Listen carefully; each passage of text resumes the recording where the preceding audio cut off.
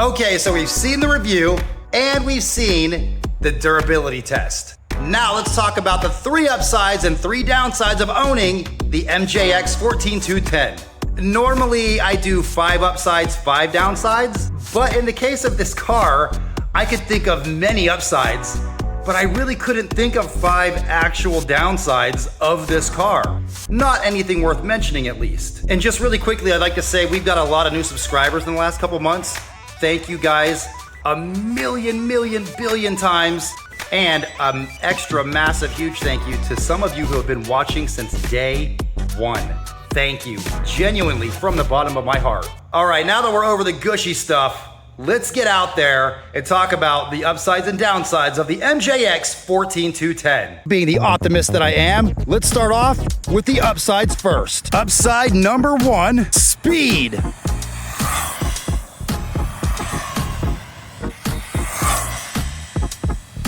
And what do we got? 48.5 miles per hour. Now this car has so far run 47.9 miles per hour, 49.5 miles per hour, which is near as makes no difference, 50 miles per hour, and just now 48.5, even after all the punishment this car's been through.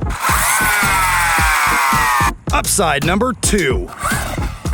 Of course, we've all come to expect insane durability from the MJX Hypergo line, and this one is no different. In fact, so far, this has actually been the most durable Hypergo I've had yet. And we've actually had the 16 scale plastic chassis version of this car, which was amazing.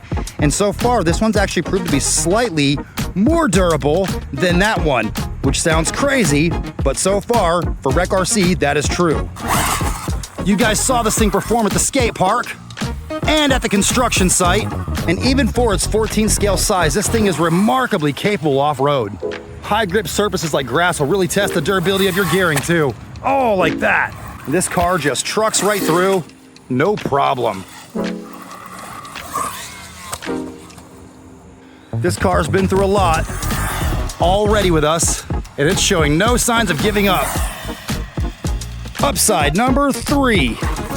For around $150, not only do you get the Hypergo 14210 and all of its durability and all of its performance ability, you also get a wheelie bar, spare body mounts, spare shock springs. It comes with 4, I only brought 2, a spare wing, which is awesome for me because I really destroy RC car wings regularly, though this wing has not cracked yet. It's a little scratched from me not using the wheelie bar, but has not broken yet.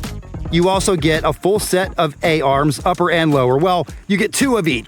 It's unlikely you'd break all 4 or 8 arms at the same time. So it does come with a set of spares, 2 lower, 2 upper. That is really awesome because one of the common weak points of any RC car, especially one that you plan on bashing heavily, is going to be things like your A-arms. And it also comes with a full set of paddle tires, which actually perform beautifully. And we're gonna take it over to the sand here in a few minutes for the downsides and drive it around and show how good these tires really work. And last but not least, you get your standard screwdriver. It comes with a wheel wrench, which is not in the bag right now, body clips, and a charger. And in case I forgot to mention, it comes with a 2S 3000 milliamp hour 25C LiPo in the box. Actually a pretty good 2S LiPo. So of course our upsides are, as you'd expect from an MJX car by now, speed, durability, value for money is off of the charts. But no RC car's perfect. It does have some downsides. I did struggle to think of a few, but I did think of a few. Let's get into those. We know what a speed demon this car is on the road, but what about these paddle tires off the road? We have a GPS, we have dirt. Let's find out. Whoa. Oh, jeez. These paddle tires have a ton of grip.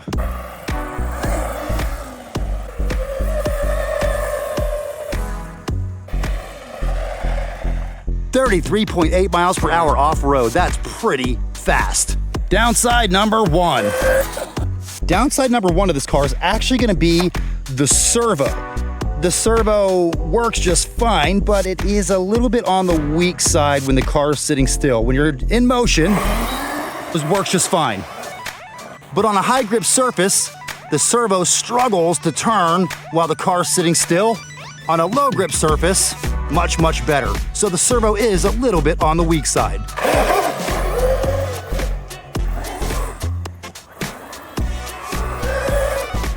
Downside number 2.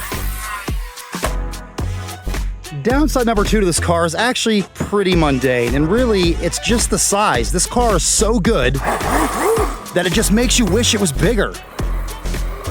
I'm not complaining, it's an amazing car. It's probably the best 14 scale car I've driven overall, ever.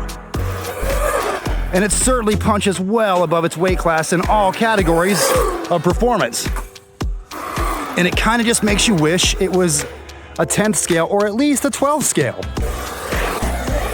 Seeing the size as a downside is a bit of a reach, but like I said, I really struggled to think of many downsides for this car in the first place, especially considering its price and its performance. But that does lead to downside number 3. Downside number 3 of this car is the wheelbase, but that's only because it's a 14 scale. And what I mean by that is the car is plenty fast, but being that it does have a narrow wheelbase, it does have a tendency to want to spin on a loose surface, but these paddle tires actually make that much, much better. It does handle pretty good on this sand with these paddle tires. But even still, tendency to want to spin around, but also because the wheelbase is a bit short, its high-speed performance on the road can be a little wobbly at first. Again, barely a downside. You'll adjust to that within a matter of seconds, but you will notice it. I'm sure you guys could tell I'm actually really struggling to come up with downsides. You have to remember how much this car costs and what it's capable of. And then you try to tell me if you can come up with a huge list of downsides for it. Not quite as easy as it sounds. And believe it or not, I just thought of one more downside for this car. A very minute downside, but a downside nonetheless, though, again, not something you really notice much. But on 2S, there does seem to be the slightest amount of cog in heavy and tall enough grass. So you get that tiny bit of cog like that, but you just kind of go quarter throttle and off it goes nice and easy. Also, there's the smallest hint of radio delay. It's very slight, again, almost imperceptible, but it is there. Hardly a deal breaker for the price and performance this car offers, but those two small downsides do exist nonetheless. Those downsides are nothing that a tiny bit of throttle can't cure. And that's going to do it for the MJX Hypergo for a little while, guys. We did our full review series on it. It is a tremendous car. I absolutely recommend this car proudly. Link in the description if you guys are interested. And up next on the channel, I think I'm going to do my best to get a hold of the brand new Arma. The new Arma Gorgon, which is actually, believe it or not, a little bit cheaper than this car, and it's a 10th scale Arma. And we're going to try to get that car on as soon as we can. It's probably going to be tough to get a hold of, but I'm going to do my best. And you guys can help in a big way with that by hitting that like and subscribe button. And as always, let me just say thank you so much for watching. Please like, comment, subscribe. Remember, it's not about miles per hour. It's about smiles per mile. So have fun, and we will see you in the next one.